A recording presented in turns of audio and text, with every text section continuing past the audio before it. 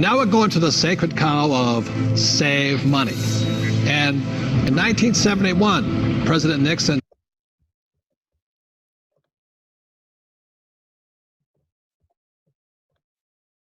And now we're going to the sacred cow of save money. And now we're going to the sacred cow of save money. And in 1971, President Nixon took the dollar off the gold standard, basically took the world off the gold standard, and money was no longer money. So people are no longer saving money. So just to reiterate again, this is $300, what an ounce of gold was worth in the year 2000. So Kim, lift that. Okay. All right, and so this here is 1 ounce of gold in the year 2010, and it's now $1,100. And this is why people are working so hard. I can do it. I can do it. Yes, I can do it. Barely. So the big reason I've said in my books for years that savers were losers is very simply because in 1971, the dollar stopped being money. It became debt. Right, Mike?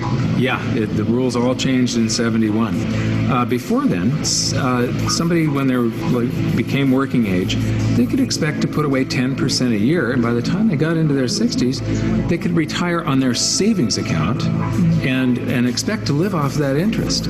And in 71, everything changed, and they started creating currency on a massive scale. Worldwide. Ever since then, worldwide.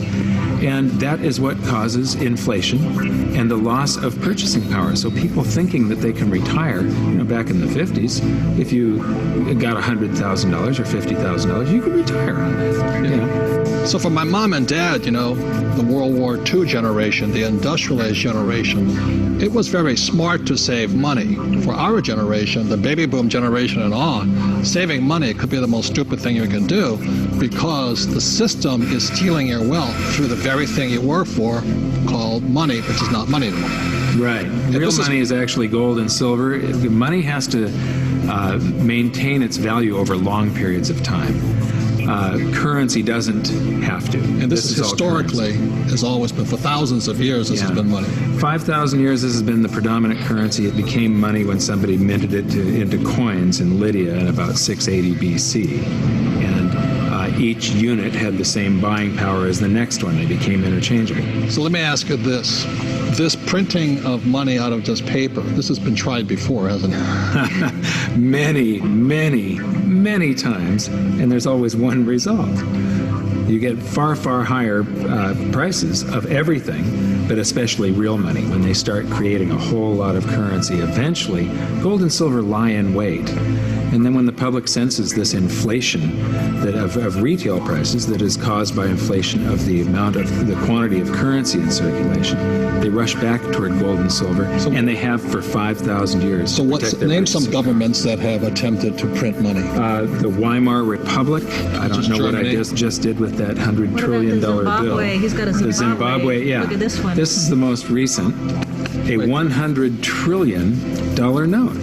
This is the largest note ever printed, and 100 trillion. And this was printed in 2000. Yeah, but when Zimbabwe was created as a country, when it went from Rhodesia to Zimbabwe, they were the Zimbabwean dollar was on parity with the U.S. dollar. One U.S. dollar was the same as a Zimbabwe dollar. This doesn't buy anything today. It doesn't buy a cup of coffee. What, doesn't even buy a cup of coffee? No. In fact, they have ruined it by putting ink on it. You can't write you can't write a list, so it would have been more valuable at this point if it was blank. Right. See, the Greeks did the same thing when they started clipping coins. They just take the silver off of it.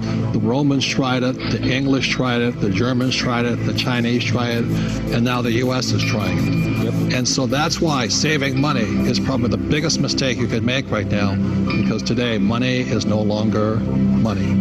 It's now debt. I can vouch for that because my leg is now numb. So all currencies throughout the world are in trouble, the same way this Zimbabwe dollar is in trouble. And that's the problem with saving money. After 1971, it was no longer money. More than 70% of all the currency on the planet is U.S. dollars. If the U.S. dollar goes, the world goes with it. I'm preparing by getting fully diversified. I buy both gold and silver.